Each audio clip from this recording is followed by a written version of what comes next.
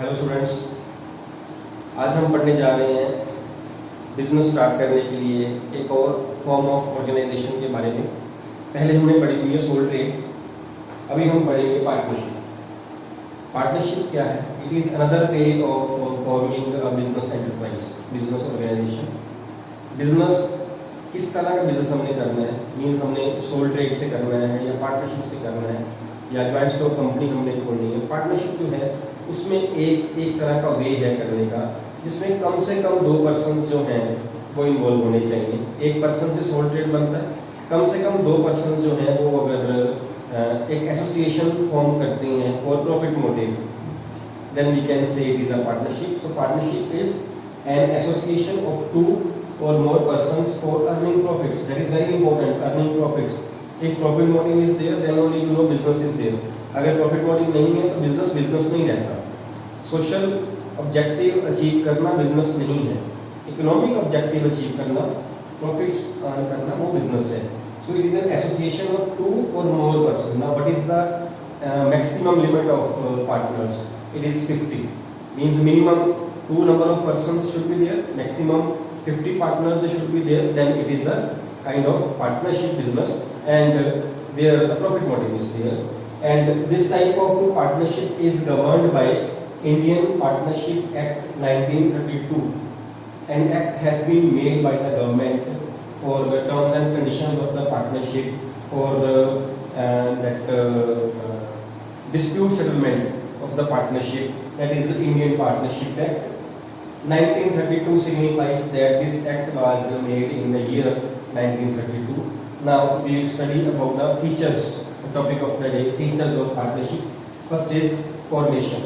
इसकी जो formation है वो पार्टनर्स के आपस में एक लीगल एग्रीमेंट के साथ होती है। जब जो पार्टनर्स हैं अगर वो लीगल एक एग्रीमेंट कर लेते हैं, उस एग्रीमेंट में वो टर्म्स एंड कंडीशंस होती हैं, कौन सा पार्टनर कितना पैसा लगाएगा, कौन सा पार्टनर काम करेगा, कौन सा पार्टनर जो है वो कितनी देर बिजनेस में आएगा, कौन सा पार्टनर कितनी जो उसकी कैपिटल लगाएगा, क्या इंटरेस्ट ऑन कैपिटल मिलेगा या नहीं मिलेगा, कोई पार्टनर क्या सैलरी मिलेगा, कोई पार्टनर ऐसा होगा क्या जो सिर्फ पैसा ही लगाएगा काम नहीं करेगा, कोई पार्टनर क्या ऐसा भी होगा जो काम नहीं करेगा वो पैसा नहीं लगाएगा। It depends, but ever the terms and conditions are there, वो इसमें उनके लीगल एग्रीमेंट में लिखी होती हैं। उनकी प्रॉफिट शेयरिंग रेशियो क्या रहेगी, मीन्स किस रेशियो में पार्टनर्स जो है वो प्रॉफिट शेयर करेंगे। सपोज 2 पार्टनर्स हैं, 50-50% करेंगे या 60-40 करेंगे या 70-30 करेंगे। ये वाला जो सारा कुछ उनका लीगल एग्रीमेंट में लिखा होता है, इससे उनकी लीगल एग्रीमेंट से उनकी जो पार्टनरशिप है वो फॉर्म होती है। Second is unlimited liability.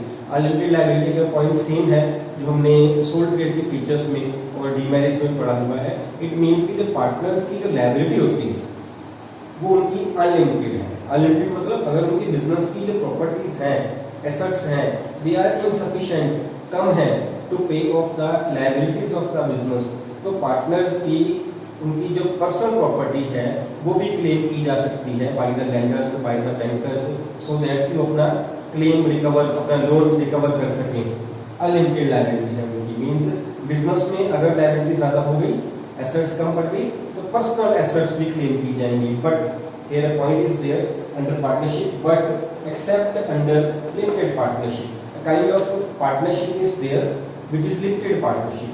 Limited partnership ऐसी होती है जिसमें कम से कम एक पार्टनर की लायबिलिटी अनलिमिटेड होनी चाहिए, बाकी सारे पार्टनर्स की लायबिलिटी जो है वो लिमिटेड हो सकती है। It means minimum 1 partner should be there जिसकी लायबिलिटी अनलिमिटेड हो, बाकी चाहे सारे पार्टनर्स की लायबिलिटी जो है वो लिमिटेड हो जाए, हार्डली मैटर्स। मीन्स कहीं ना कहीं किसी न किसी एक पार्टनर की लायबिलिटी अनलिमिटेड रहेगी, चाहे वो लिमिटेड पार्टनरशिप हो चाहे वो जनरल पार्टनरशिप हो। Next is number of members, हमने ऊपर भी डिस्कस कर लिया है। The number of members in partnership firm are minimum 2 and maximum 50। Otherwise Indian partnership act जो है that is silent about the maximum number of partners, कितने होने चाहिए इंडियन पार्टनरशिप एक्ट में। बट कंपनीज एक्ट 2013 ये कहता है कि maximum 50 partners can be there in the partnership firm. Next is mutual agency. Mutual means आपस में, agency means every partner is an agent of the other partner and every partner is a principal of other partner as well. एक partner दूसरे partner का principal भी है, agent भी है। Principal और एजेंट का इनका आपस में रिलेशन क्या होता है, एजेंट जो भी करता है वो प्रिंसिपल के बिहाफ पे करता है, और जो प्रिंसिपल है वो एजेंट कुछ भी बोल सकता है करने के लिए रिगार्डिंग बिजनेस। तो एज पर दिस फीचर हर पार्टनर जो है दूसरे पार्टनर का प्रिंसिपल भी है, एजेंट भी है। सपोज एक बिजनेस में 4 पार्टनर्स हैं, A B C and D. अगर डी कोई काम कर रहा है सपोज, तो वो ए बी और सी के बिहाफ पे कर रहा है।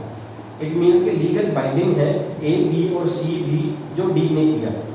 इन दिस केस जो डी है वो एजेंट बन गया, ए बी और सी जो है वो प्रिंसिपल बन गए। ऐसे ही अगर सी कर रहा हो सपोज कुछ काम, तो ए बी और डी के ऊपर बाइंडिंग है। It means A B and D are principal, C is the agent. Similarly B is agent of A, C and D, and A is the principal of B, C and D. So every partner is a principal as well as an agent of other partner. It means जो कुछ भी एक partner कर रहा है वो दूसरे partner के ऊपर बाइंडिंग है, बाइंडिंग बाय लॉ है। दूसरा पार्टनर ये नहीं कह सकता उसने किया है कि वो इसका लॉस जो है वो सफर करेगा। सारे पार्टनर्स को मिलकर लॉस सफर करना पड़ेगा, जो उनकी टर्म्स कंडीशंस लिखी हुई है पार्टनरशिप एक्ट में उसके हिसाब से। Then is registration. Partnership act की रजिस्ट्रेशन जो है वो इंडियन पार्टनरशिप एक्ट में होती है 1932 में। जिसने भी पार्टनरशिप फॉर्म जो है वो स्टार्ट करनी हो, वो रन करनी हो, एस्टेब्लिश करनी हो, उसको अपनी फॉर्म की रजिस्ट्रेशन वहाँ करवानी पड़ती है। फर्म का नेम देना पड़ता है, फर्म के पार्टनर्स का नेम देना पड़ता है, कॉन्टैक्ट नंबर देने पड़ते हैं, फर्म का एड्रेस वगैरह, पार्टनर्स का एड्रेस, सारा कुछ देना पड़ता है। उसकी नॉमिनल से फीस लगती है, वो फीस पे करनी होती है। That is called registration. लेकिन पार्टनरशिप की जो रजिस्ट्रेशन है that is optional for the partner. ये पार्टनर के ऊपर डिपेंड करता है whether they want to get the firm registered और नॉट। ये उनकी अपनी मर्जी है, वो चाहे तो करवा भी सकते हैं, वो चाहे तो वो नहीं भी करवा सकते। अदरवाइज फर्म को रजिस्टर करवाने के कुछ बेनिफिट्स हैं जो हम अगले कहीं वीडियो में शेयर करेंगे। यहाँ पे हम इतना समझ देखते हैं कि पार्टनरशिप जो है उसकी रजिस्ट्रेशन पार्टनर्स के लिए ऑप्शनल है। देन इस डिसीजन मेकिंग, जो डिसीजन मेकिंग है पार्टनरशिप में वो सारे पार्टनर्स मिलकर डिसीजन लेते हैं। कोई एक पार्टनर डिसीजन नहीं ले सकता, अगर वो लेता भी है सपोज तो दूसरे के ऊपर बाइंडिंग होता है। Otherwise whatever the decision has been taken will be taken by the partners combined.